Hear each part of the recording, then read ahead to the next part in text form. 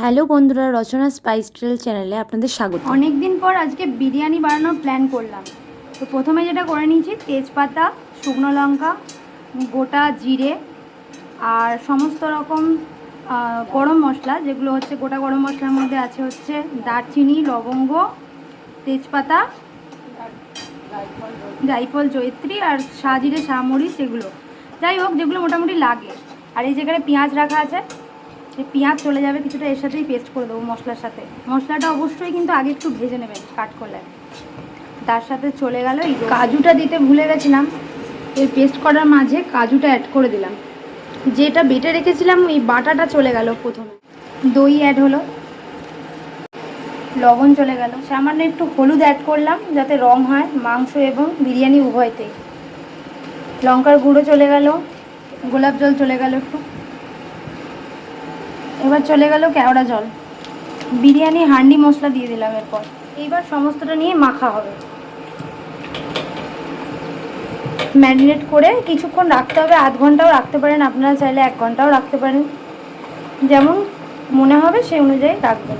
যত বেশি রাখতে পারবেন তত আরও ভালো হবে। আচ্ছা, আদাটা দিতে প্রথমে ভুলে গেলে, নেশনটা ঠিক এইরকম দাঁড়াবে।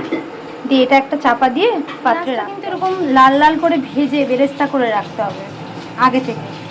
আর এই যে আলুটা নুন হলুদ মাখিয়ে কিন্তু আমরা ভেজে রেখেছি। আমরা বিরিয়ানির জন্য ফরচুন বিরিয়ানি স্পেশাল বাসমতি রাইসটা ইউজ করব।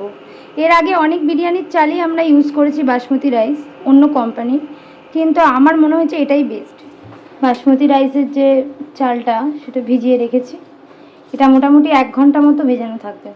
মাংসটা আমরা প্রথমে কষিয়ে নেব। তো কষিয়ে নেওয়ার জন্য প্রথমে যেটা করলাম, বেশ কিছুটা পরিমাণ তেল কড়াইতে গরম করে তার মধ্যে কুচনো পেঁয়াজ ছেড়ে দিলাম, চিনি ছড়িয়ে দিলাম যাতে পেঁয়াজের রঙটা একটু লাল লাল হয়। মাংসটা ছাড়ার পর যাতে রঙটা ভালো, এইরকম পেঁয়াজটা গোল্ডেন ব্রাউন হয়ে যাবে, তখন মাংসটা ছেড়ে দেবো কষানোর জন্য।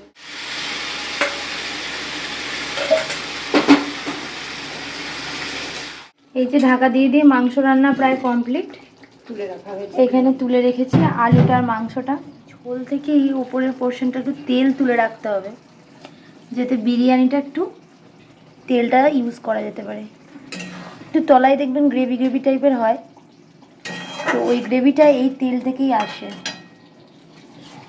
এই দেখুন, এইটা যখন ফুটে যাবে তখন তার মধ্যে অল্প করে সাদা তেল, অল্প নুন আর এই গোটা গরম মশলার মধ্যে হচ্ছে লবঙ্গ, এলাচ, দারচিনি, এই যে তেজপাতাটা দিয়ে দিলাম। চালটা ছেড়ে দিলাম। এই যে এখানে দুধ আছে, তো দুধের সাথে এই যে বিরিয়ানি হান্ডি মশলাটা আমরা কুকমির ইউজ করেছি, এইটা মিশিয়ে দিলাম।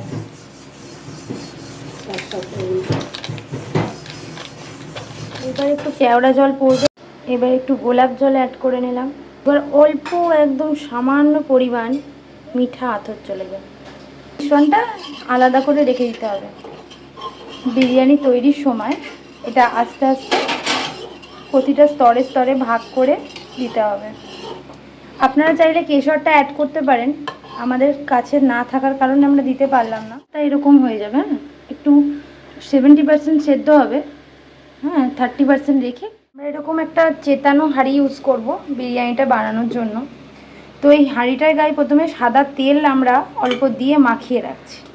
যেনটা দেখাচ্ছি, এই যে ভাত প্রথমে চলে যাচ্ছে, হ্যাঁ অনেকটা পরিমাণ ভাত প্রথমে স্তরে। এবার এই মাংসের আলুগুলো চলে যাবে, সাথে মাংসটাও যাবে।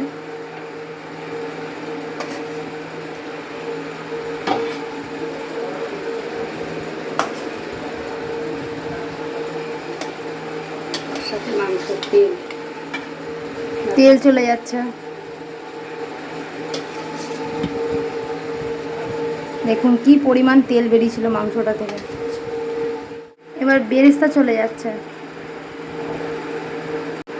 এবার যে দুধটা রেডি করেছিলাম মশলা দিয়ে, গোলাপ জল, কেওড়া জল দিয়ে আর মিঠা আতর দিয়ে, সেই দুধটা চলে যাচ্ছে।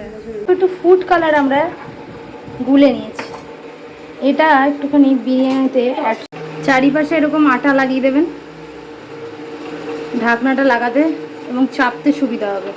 এবার ঢাকনাটা চাপা দিয়ে বসিয়ে দেবো। তাওয়াটা কিন্তু অবশ্যই আগে বসিয়ে গরম করে নিয়ে তাওয়ার উপরে এই হাঁড়িটা দেবেন। ডিরেক্ট কিন্তু এই হাঁড়িটা বসানো যাবে না। এইভাবে বসিয়ে মোটামুটি 10-15 মিনিট রেখে স্টপ করে তারপরে আরও 10-15 মিনিট ঢাকা অবস্থায় রেখে তারপরে খুলতে হবে। দেখেছেন বিরিয়ানিটা কীরকম লাগছে?